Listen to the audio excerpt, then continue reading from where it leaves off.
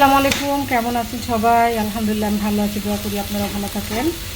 বিসমিল্লাহির রহমানির রহিম।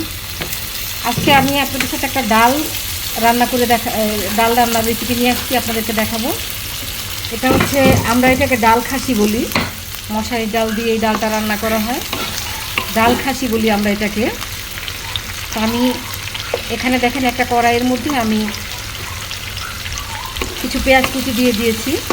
পেঁয়াজটা আমি একটু ব্রাউন কালার পর্যন্ত করব, তারপরে বাকি প্রসেসিংটা দেখাচ্ছি।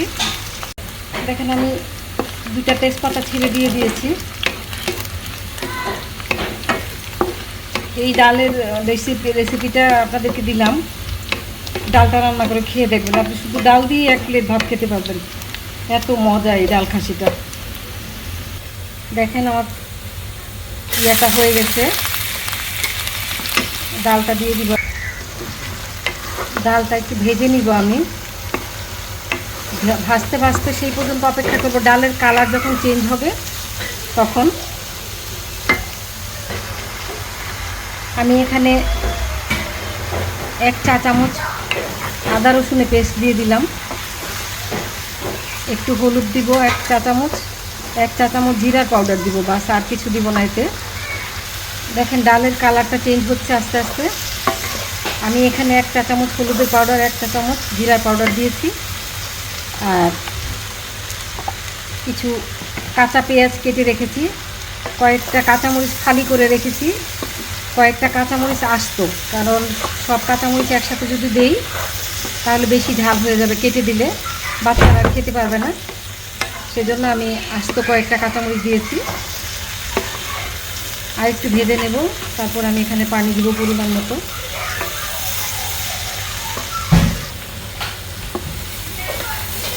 ডালটা যত ভাজবেন তত এটা থেকে খুব সুন্দর, মানে স্মেলটা খুব সুন্দর আসবে, ফ্লেভারটা।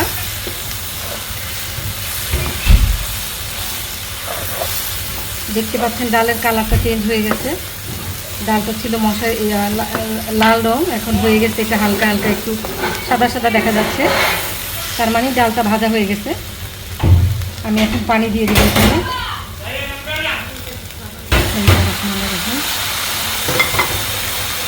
দেখুন পরিমাণ মতো পানি দিয়ে দিয়েছি এখানে আমি। তো আপনারা চাইলে এখানে টমেটো ইউজ করতে পারেন, চাইলে কাঁচা আমও ইউজ করতে পারেন, জলপাই ইউজ করতে পারেন, কিন্তু আজকে আমার কাছে টমেটো নেই, টমেটো দিব না।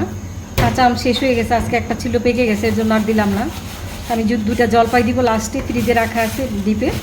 এখন জলপাইয়ের সিজন না, আমি ফ্রিজে রেখে দিই সিজনে, তো ডিপ থেকে বের করে যখন দরকার হয় রান্না করে খাই।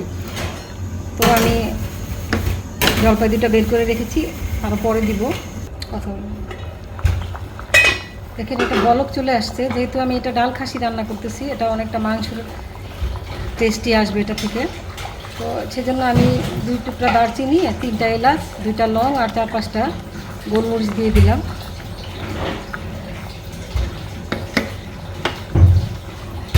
আবার ঢেকে দিব।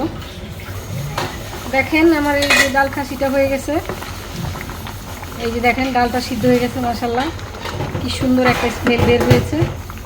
আমি এখন ধনেপাতা দিয়ে দিব। আমি কিন্তু বর্তমানে চুলার আঁচটা কিন্তু খুব ফুল করে রেখেছি।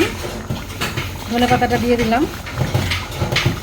এভাবে আপনারাও রান্না করে খেয়ে দেখবেন ডালটা। মুগের ডালটা মুগ ডাল দিয়েও করতে পারেন, চানার ডাল দিয়েও করতে পারেন, এভাবে খুবই মজার একটা রেসিপি। ভালো লাগলে অবশ্যই কমেন্ট করে জানাবেন, লাইক শেয়ার করবেন বেশি বেশি। ভালো থাকবেন সবাই।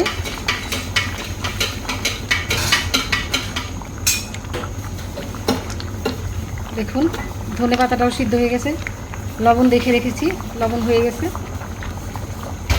চুলাটা বন্ধ করে দিব এখন। তো ভালো থাকবেন সবাই, আল্লাহ হাফেজ, আসসালামু আলাইকুম।